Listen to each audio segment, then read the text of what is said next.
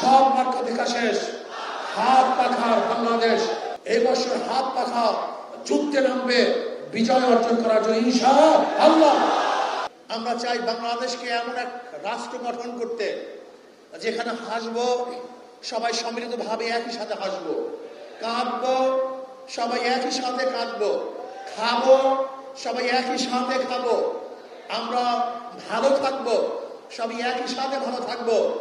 কেউ গাছতলায় কেউ 100 তলায় এই ব্যবধান আমরা চাই না।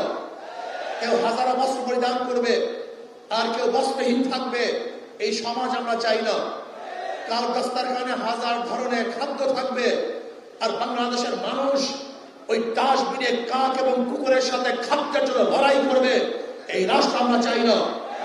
কারোর সুটকেসের মধ্যে হাজার ধরনের বস্ত্র থাকবে আর বাংলাদেশের হাজারো মানুষ বিবস্ত্র অবস্থায় রাস্তায় ঘুরবে এই আইন আমরা চাই না। আমরা চাই না আমাদের বাংলাদেশের কোনো মানুষ গাছতলায় আকাশের নিচে থাকবে এরকম বাংলাদেশ আমরা চাই না। আমরা চাই বাংলাদেশের সমস্ত মানুষ ভালো থাকবে, ভালো খাবে, ভালো পড়বে, ভালো চিকিৎসা করবে, ভালো শিখবে, এরকম রাষ্ট্র আমরা গঠন করতে চাই।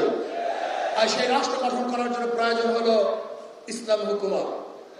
ইসলামের হুকুমতের বাইরে আসলে কেউ কাউকে মর্যাদা দিতে পারে না।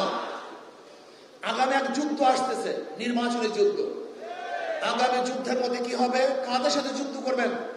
ইসলামের পক্ষে শক্তি, ইসলামের বিপক্ষের শক্তি, ভারতের বিপক্ষের শক্তি, ভারতের পক্ষের শক্তির সাথে একটা যুদ্ধ শুরু হবে।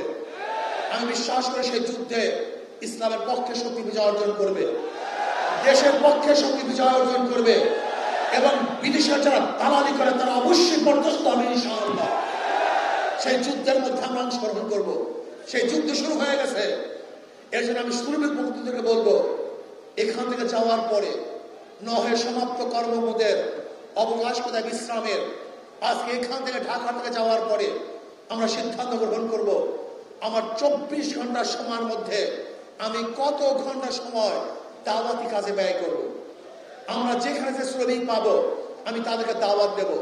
বাংলাদেশে প্রায় 80% শ্রমিক, এই 80% শ্রমিক যেই পক্ষে থাকবে তারাই বিজয় অর্জন করবে। কাজী ইসলামী শ্রমিক আন্দোলনের প্রত্যেকটা নেতা কর্মীদেরকে প্রত্যেকটা শ্রমিক কাছে যেতে হবে। যে যেখানে শ্রমিক আছে রাত্রে দিনে সাঁঝে সজ্জায় সব সময় আমরা তাদের কাছে যাব, গিয়ে বলবো ভাই ইসলাম যদি ক্ষমতা আসে এই উপকার হবে, তোমার উপকার হবে, তোমার স্ত্রীর উপকার হবে, তোমার সন্তানের উপকার হবে, তোমার ভাইয়ের উপকার হবে, সবার উপকার হবে, সমস্ত মানুষ শান্তিতে বসবাস করতে পারবে। যদি আমরা শ্রমিককে বুঝাতে পারি, আমি বিশ্বাস করি আজকে এখানে যারা উপস্থিত হয়েছেন, আজকে সরারডি উদ্যানে যারা উপস্থিত হয়েছেন, এই কয়েকজন কর্মীরা যদি শপথ গ্রহণ করেন আগামী দিন ইনশাআল্লাহ শ্রমিকদের 80% ভোট আমরা ইসলামের পক্ষে নিয়ে আসবো, হাত পাখার পক্ষে নিয়ে আসবো। তারা সম্ভব কি সম্ভব না? অবশ্যই সম্ভব। আজকে আপনাকে আমাকে সেই যুদ্ধ অবতীর্ণ হতে হবে, সেই যুদ্ধে বিজয় অর্জন করতে হবে।